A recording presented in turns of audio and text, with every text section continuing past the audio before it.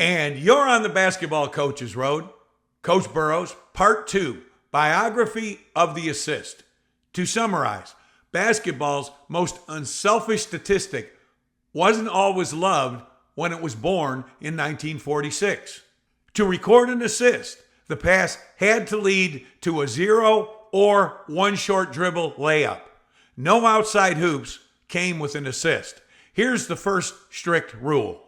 An assist to be credited to a player who passes the ball to a teammate in such a way that the recipient scores directly without having to maneuver or elude a defender.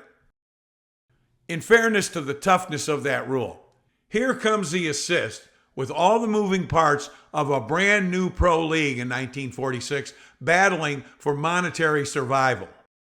It seems at the table there would be one person on the main game clock, the timekeeper, and one official scorer at the table to document individual statistics. Then the assist was added, but not more people and not more pay. Just one guy doing it all, pencil and paper, no replays. Today, the table is loaded with technology and specialty statisticians called the Stat Crew. In 1946, he was called Stat Guy, and he might have felt like, I got enough to do keeping fouls and individual scoring. Now I have to judge an assist too, and in real time. And we should credit the league with initiative. No other league or level had recognized the assist. The individual most likely pushing for it was Harvey Pollack, who died in 2015. To me, a legendary statistical wizard who was a lead voice for keeping block shots and also rebounds, but separating the rebounds. There should be an offensive rebound category and defense. He would publish the NBA Statistical Yearbook annually with, at the time, unusual statistics like distance of all shots made the previous year. He did the work of a computer with a pencil, paper, and a sharp memory. I think he's a force in advocating for the assist, saying, let's pay tribute to the skills of vision and passing in our game too. He's an early voice in creating the now gold standard triple-double. Since the assist became a vital category in the triple-double, Pollack likely played a major role in polishing the current and much friendlier definition. An assist is awarded to the player who passes the ball to a teammate in a way that leads directly to a basket. The scorer may take one or more dribbles, and here comes the assist set me free line, as long as the pass clearly contributed to the scoring opportunity. Last pass, last person to touch the ball before the field goal gets an assist. That's what it sounds like to me. A much more wide open field now for the assist to be a big part of the game. NCAA guidelines, they're a little bit different, but just as subjective. A key phrase the NCAA uses is, an assist is a pass that leads directly to a made basket. The pass must be to a player who scores without having to beat a defender. Some dribbling is allowed, but only if the move doesn't involve evading a defender with a clear individual effort. And then stat crews at each university may vary in subjective interpretations. They are humans. You can deduce a pass leading directly to a score or not directly to a score in myriad ways. But you do not often see a college player with double-digit assists in its 40-minute games. Top individual assist leaders on average, 6 to 8 per game. Team average, 13 to 15 per 40-minute game. The NBA, 48-minute game. Top assist leaders per team on average, 8 to 11, with a team average of 25 to 28 per 48 minutes. True, a longer game, but it does appear the NBA is more eager to award the assist. In high school, as varsity head coach of a girls program near Cincinnati, Ohio, I awarded assists via video review. Huddle does that now if the program can afford it. I admit I was lenient in my judgment. I really enjoyed doing it. I am pro assist. If you are a passer, you want somebody like me to be the official scorer the night you're playing. I wanted my players to get credit for their assists, for their unselfish play. We wanted a share the ball culture.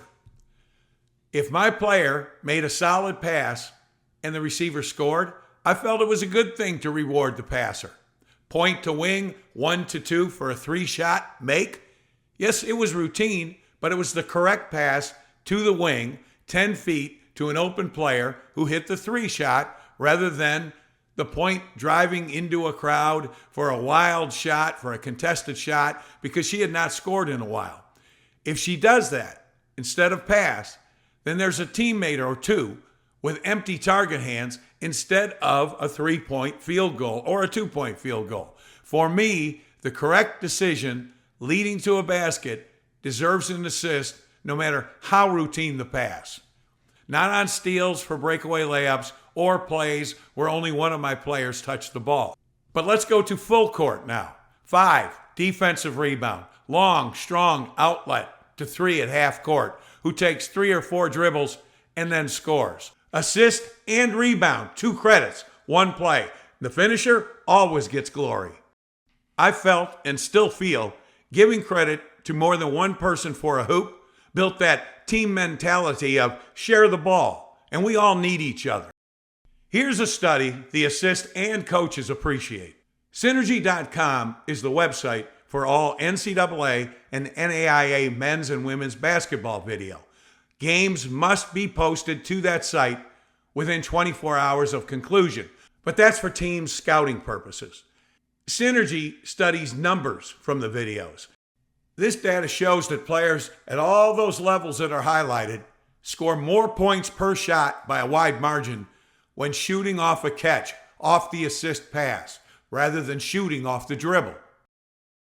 NBA players average 1.08 points per shot off the catch compared to 0.90 off the dribble. That's a 20% increase in effectiveness. WNBA players see an even bigger gap, 33% more effective off the catch. NCAA Division I women, 36% more points per shot off the catch than off the dribble. College men, 28%, while NAIA women top the chart with a 40% improvement on points per shot when shooting off the catch.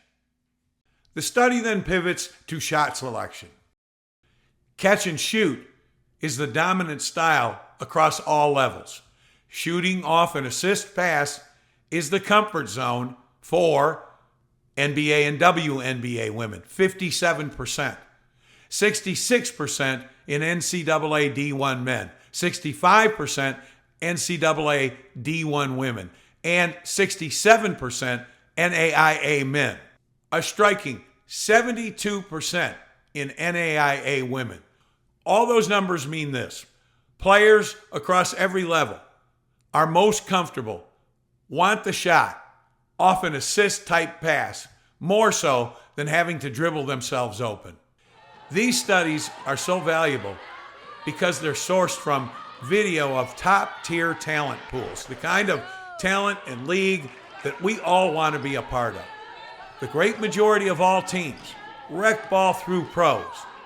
It's the pass in the shooting pocket or leading a teammate to the rim. That's the reason the team scored. It's the assist. It's sharing the ball.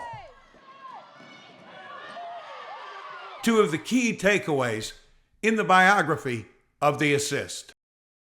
You're on the coach's road where basketball coaches travel along with passionate hoop enthusiasts. Please send me an email with any idea you have. My Gmail, it's on the title page. Coach Burroughs, over and out.